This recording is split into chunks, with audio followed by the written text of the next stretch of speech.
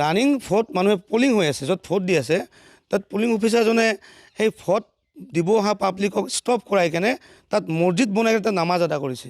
আৰু ভোট কেন্দ্ৰৰ ভিতৰত যিখিনি ভিডিঅ' আমি দেখিবলৈ পাইছোঁ।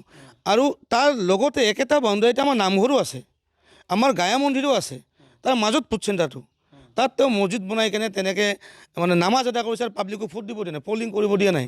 এইটো খুব দুৰ্ভাগ্যজনক ঘটনা। আৰু ইলেকশ্যন কমিশ্যন অফ ইণ্ডিয়াই এইটো অথৰিটি দিছে নেকি যে আপুনি আপোনাৰ যি ধৰ্ম আছে ৰানিং পলিং চলি থকা অৱস্থাত আপুনি ষ্টপ কৰাই কেনে জনসাধাৰণক ৰখাই কেনে আপোনাৰ ধৰ্মীয় যি নীতি নিয়ম আছে কৰিব পাৰে। তেনেকুৱা হ'লেতো আমাৰ হিন্দু মানুহখিনি তাত কালী পূজা কৰিব, আমাৰ হিন্দু মানুহে তাত নাম প্ৰসংগ কৰিব।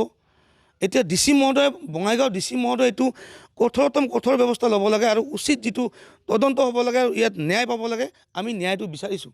পলিং চেণ্টাৰৰ ভিতৰত য'ত ভোট গ্ৰহণ কৰি আছে সেই কেন্দ্ৰৰ ভিতৰত এজন মানুহে তাত নামাজ আদায় কৰা দেখিবলৈ পালোঁ।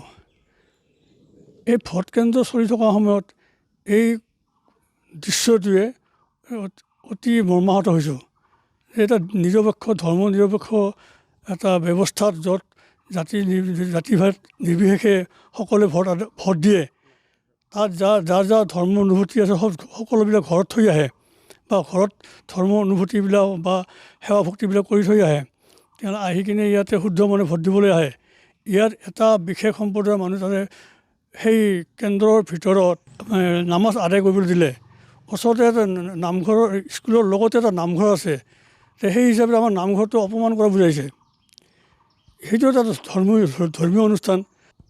ভোট কেন্দ্ৰ চলি থকা সময়ত তাততো আমাৰ কোনো নাম গাই থকা নাই, নামঘৰ মাইক আছে, মাইক বজোৱা নাই।